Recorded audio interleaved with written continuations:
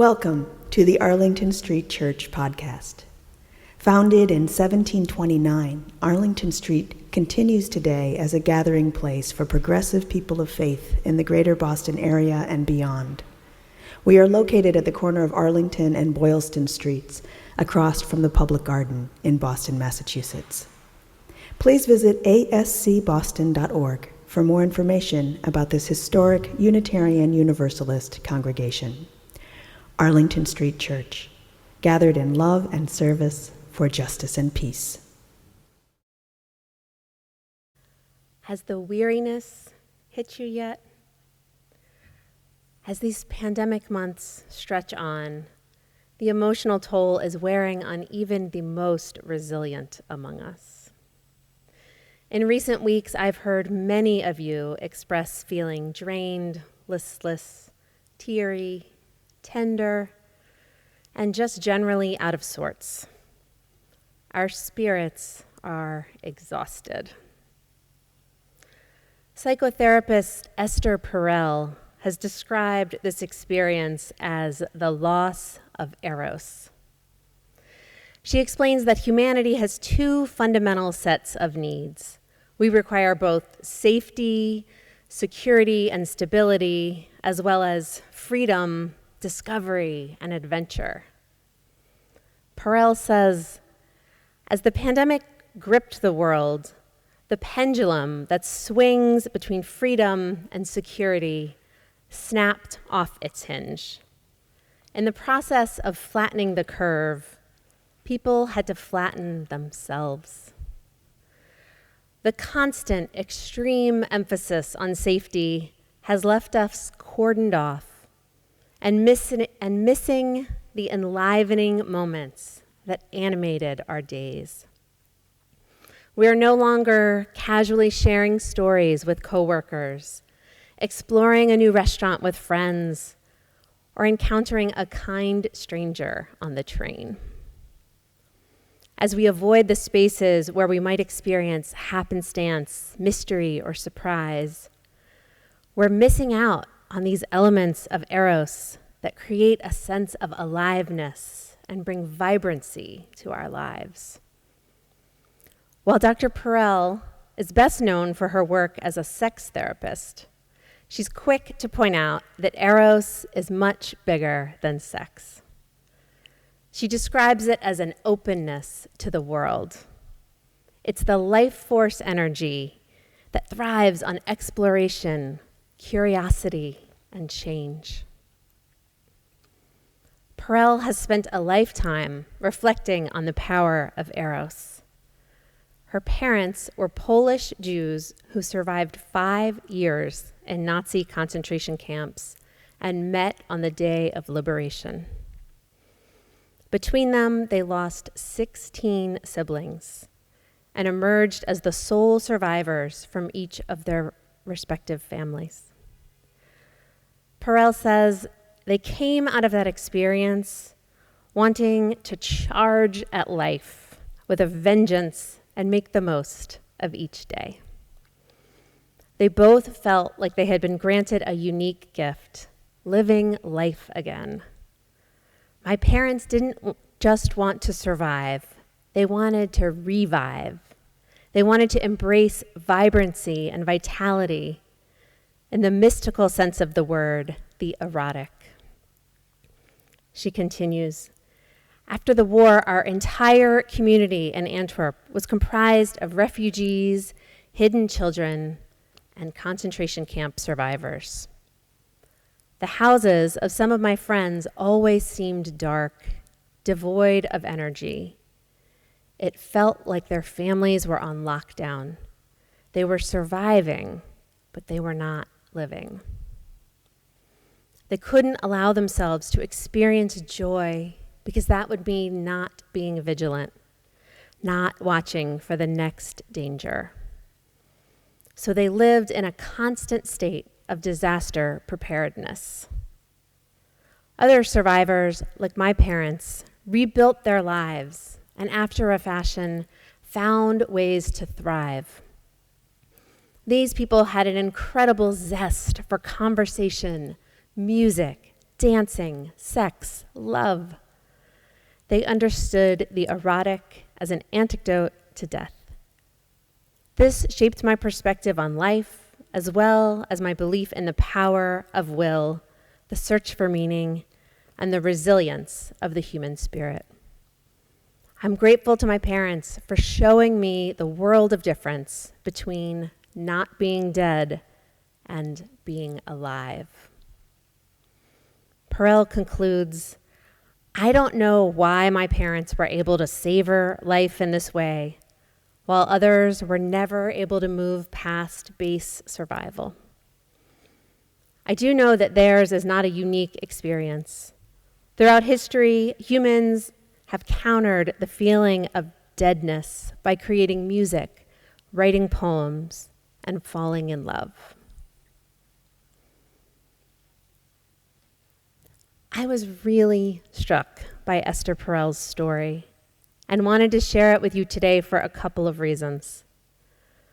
First, she's giving us a really helpful framework to understand why we might be feeling so drained right now. The constellation of absences that Perel so beautifully frames as the loss of Eros is one of the unique stressors of the pandemic. Naming this is important, and it allows us to have compassion for ourselves and for one another. She is also offering us an antidote. While we can't throw open the doors and dance in the streets just yet, there are plenty of ways we can make space for Eros in our current lives.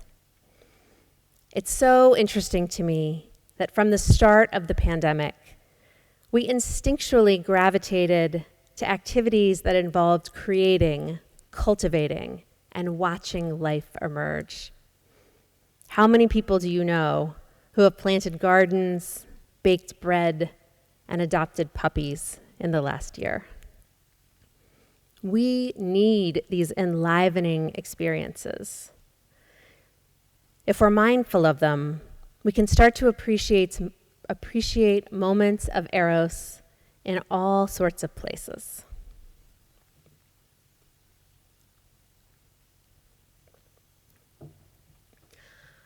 When Amanda Gorman stepped up to the podium at the inauguration of President Joe Biden, it felt like a collective moment of Eros. We were so curious about this beautiful young woman of color with her elegant bearing and her striking yellow coat. Her presence and her words were charged with vibrancy and vitality as she read her inaugural poem, The Hill We Climb. Here are just a few of her magnificent lines. We did not feel prepared to be the heirs of such a terrifying hour, but within it, we found the power to author a new chapter, to offer hope and laughter to ourselves. So, while once we asked, how could we possibly prevail over catastrophe? Now we assert, how could catastrophe possibly prevail over us? We were captivated. Amanda Gorman was such an unexpected delight. Who would have imagined that amid a program of megastars and political royalty, we would come away talking about the poet? We had discovered a prophet, and she was calling us back to ourselves, back to life. Here's a few more lines. We will rebuild, reconcile, and recover in every known nook of our nation, in every corner called our country. Our people, diverse and beautiful, will emerge, battered and beautiful. When day comes, we step out of the shade, aflame and unafraid. The new dawn blooms as we free it. for there is always light, if only we're brave enough to see it, if only we're brave enough to be it.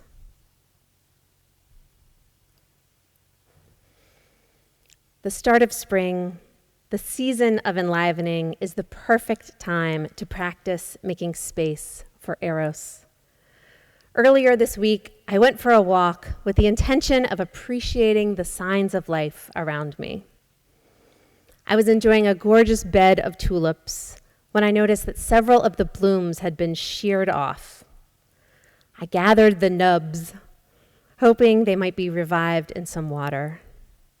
As I was walking home, not one, but two different people stopped to strike up full-fledged conversations with me. This almost never happens in the city, especially in this era of masks and social distancing. That little bouquet of yellow flowers created an opening that allowed us to transcend our usual ways of being. Sharing these small moments of connection was so energizing, so life-giving. A surefire way to generate Eros in your life is to be the source of it for someone else. Surprise a stranger with an act of kindness. Show up at tea with the ministers on Wednesday with a zest for conversation and connection.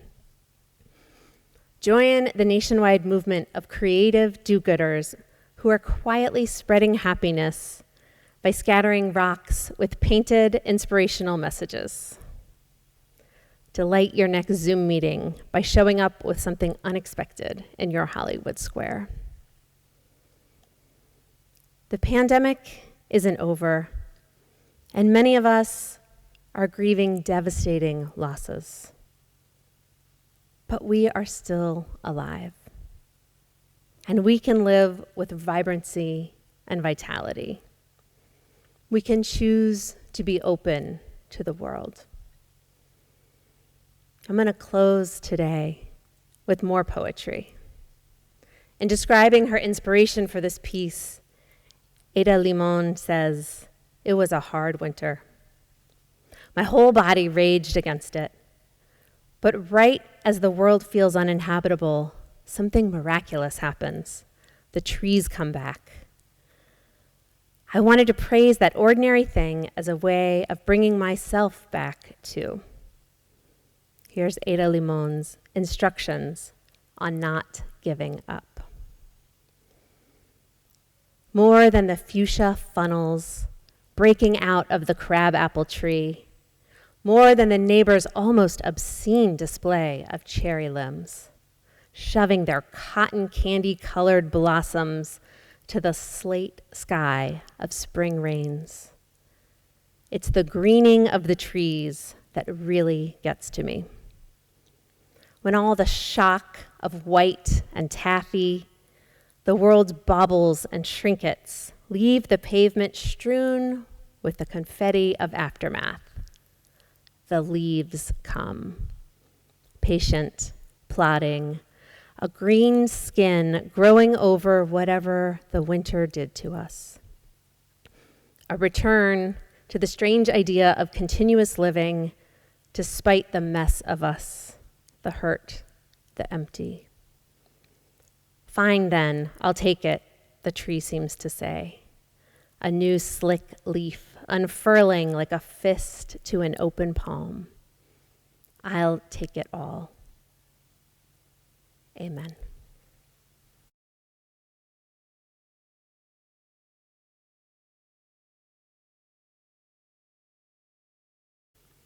And now for our benediction, I invite you to put your hands over your heart in namaste. I bow to the divine in you. Once again, here's Ada Limon's instructions on not giving up.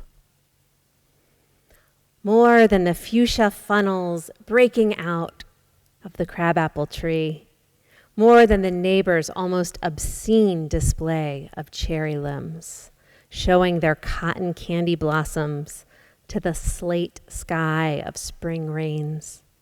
It's the greening of the trees that really gets me. When all the shock of white and taffy, the world's baubles and trinkets leave the pavement strewn with the confetti of aftermath, the leaves come. Patient, plodding, a green skin growing over whatever winter did to us.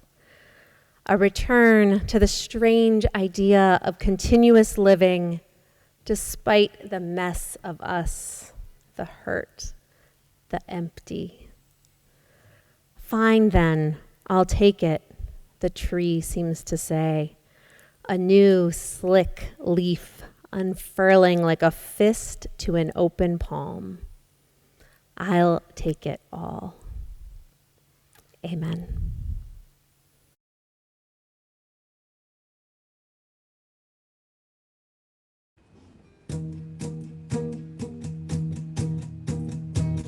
Where you go, I will go, beloved. Where you go, I will go. Where you go, I will go, beloved. Where you go, I will go. For your people are my people. Your people are mine. Your people are my people. You're divine, my divine. Where you go, I will go, beloved. Where you go, I will go. Where you go, I will go, beloved. Where you go, I will go. For your people are my people. Your people are mine. Your people are my people. You're divine, my divine.